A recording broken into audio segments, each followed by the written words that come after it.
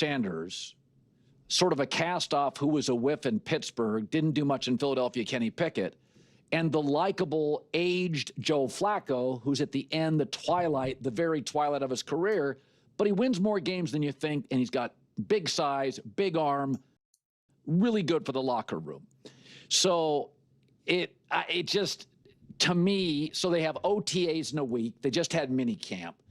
And I saw a story this week I thought was odd where Kenny Pickett will take first team snaps. And I thought, timeout. I don't think he's as good as Flacco. Recently, he hasn't been. Kenny Pickett's been bad as an NFL quarterback against good teams, like not even backup bad. Can't have him in the building bad. And I'll lay it out there. There are 5 quarterbacks for the Browns. I'm going to argue Flacco starts, Shaduer Sanders wins the job. The one thing I've always said about Shaduer Sanders is he didn't win a lot in college. But if you look at the ranked opponents they played, and he had a terrible O-line, 19 touchdowns, 4 picks, completed 70% of his throws for almost 300 yards a game. He was a good big game player. He couldn't win because he was overwhelmed and running for his life with no run game. This whole Kenny Pickett story, the hard part about this story is I think the owner who wanted to draft Baker, Manziel, and sign Deshaun Watson, I think the owner likes Shedeur more than Stefanski wanted to draft him. That's why they drafted Dylan Gabriel 2 rounds before, so they wouldn't have to draft and get into the Shedeur sweepstakes. But Dylan Gabriel is not going to get cut at OTAs, and neither is Shedeur. Jeff Schwartz talked about the Browns situation, and he's probably right. There's just not enough reps, Colin, unless Shedeur is that good early on. He's that much better than Flacco, which he probably won't be in practice, right? Flacco's done this a long time now.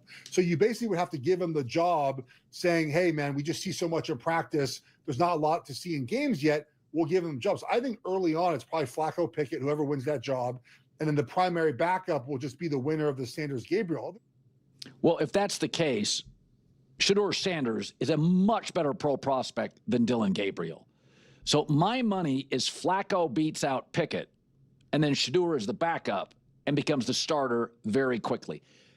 The other reason that Shedeur is safe is that the owner likes him, because we're not talking about the Cleveland Browns with Joe Burrow and Lamar Jackson and the Steelers brand without Shaduer Sanders. So it's really weird. You never have this many quarterbacks around. The kid they drafted, Dylan Gabriel, I showed you a picture last week. I don't think he's a starting NFL quarterback. I don't think Kenny Pickett is. And at this point, Deshaun Watson's not. Okay. We don't have to pretend like we're talking about Deshaun Watson, like he's anything anymore in the NFL, let alone for the Cleveland Browns. But listen, the team, the franchise itself, in terms of like the soul of the franchise, the owner, like they do want Shedeur to start because of what Colin's saying. Like, people are going to immediately and instantly be talking about the Browns nonstop. And make no mistake about it, that's good for money, that's good for brand building, that's good to build fans. The owner wants to be talked about, right? He wants that.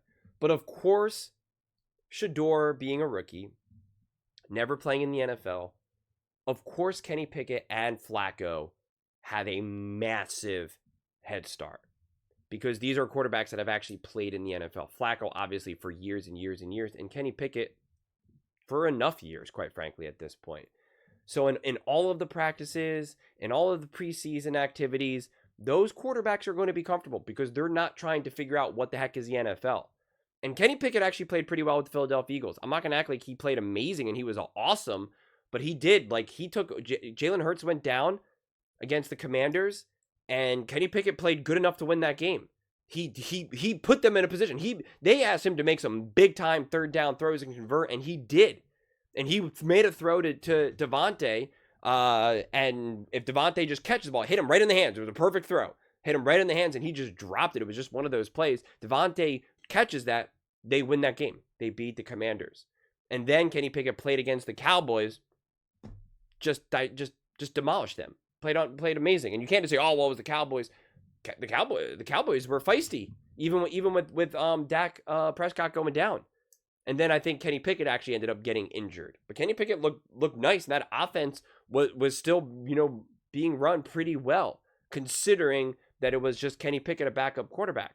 So he's not this like absolute disaster of a quarterback. I'm not telling you that Kenny Pickett is a bona fide starter in the NFL, but he's not like, oh my God, this guy is so bad. He is a third, fourth string quarterback. Like he's not. That's not the case. The Philadelphia Eagles were comfortable having him be QB2, full well knowing that Jalen Hurts has gotten banged up essentially every single season. So that should tell you enough of what the Eagles were comfortable enough. They were comfortable enough saying, all right, we got Kenny Pickett. And then they needed him. They needed him last year. They legitimately relied on him. Like, truly relied on him. Not just kind of like, oh, it's okay. Like, no, they needed him. They needed him. And the Eagles very well understand the importance of a backup quarterback. They literally won a Super Bowl with a backup quarterback. So Kenny Pickett's not going to be some easy quarterback to just leapfrog, especially because of already his established experience. Flacco, I think it's absolutely 100% impossible to know how much juice is left with Flacco. I have zero idea. I mean, like, I got none. For all I know, Joe Flacco could still be like, whoa, this guy can sling it. This is pretty cool to watch. Or it's just like, oh, okay, this guy's done. He can't move. He's slow. The ball's got no, velocity on it. Like, no. Yeah, he knows how to run an offense, but like, But of course, in terms of executing an offense and speaking the same language as Stefanski, no quarterback on that roster will be able to do what Joe Flacco can do. Also, do the Browns want to win this year? Or do they want to lose and draft a top quarterback next season? That's what it was more predicted that they were going to do. So it's weird. Do the coaching staff want Shedeur? Do they think he's good enough? Are there enough reps for him to show that he's good enough? How much will the owner push? Like, that's why this whole thing kind of gets a little tough. And Shedeur will really need to light practices up to really not only get the eyes of the coaching staff, but then also feel the pressure from the players. Because then the players are going to be like, we want Shedeur. We don't want Kenny Pickett. We don't want Flacco. Shedeur is good enough. Because make no mistake about it, man, these players are not here to be part of anyone else's story. They're not here to wait for players to develop. They're not here to see, oh, can Joe Flacco still play? They want to win. They want to play. They want to make their money. Myles Garrett is not, there to be a chapter in Shaduer Sanders' book. Myles Garrett's got his own book. Kevin Stefanski has his own book. So it's just like that's what they're there for. They're there to ball. They're there to do what they can do to win games. They're not here to kind of play these quarterback games. So it will be up to Shedeur to be able to show the team, no, like I need to start, I need to play because I am the one that gives this team the best chance to win. That's how this works. So it's going to be fascinating to see how it actually truly unfolds. But Colin's very confident that Flacco will win the starting job. Then Shedeur will be QB2. And then Flacco will play himself out of the starting role.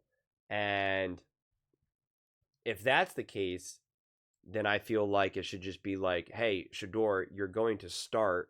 And Flacco, we really want you to just, you are just 100% in mentor mode. What I don't want to see Shedeur be in a situation is where they just randomly throw him in.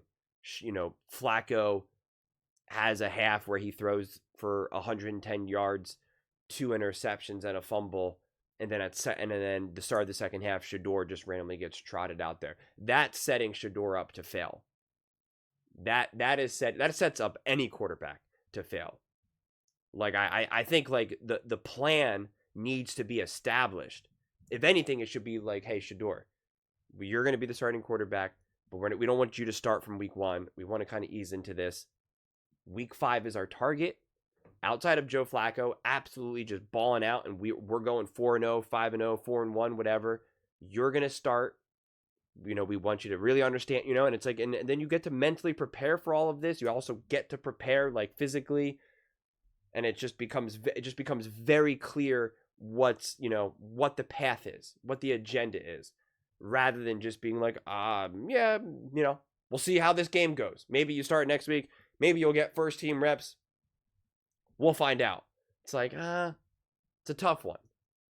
So it's going to be interesting. But those are just my thoughts. I'd absolutely love to hear yours. What do you guys all think about the Cleveland Browns and Shaduer Sanders? Do you think Shaduer Sanders will ultimately become the starter for the Cleveland Browns, as Colin Cowherd is predicting? Let me know in the comments below. I read every single comment, so whether you agree with me or disagree with me, either way, let's get in some discussions, let's get in some fights, but ultimately, let's just have some fun. And please do consider subscribing. We're building an amazing community here. I'd absolutely love to see you part of it. I want to build something that we all genuinely feel connected to, something that we're really excited to be part of. I think we're all on our way to doing it. And please don't forget to give this video a thumbs up, as it really does help the visibility and the algorithm. Thank you so much. See you next time.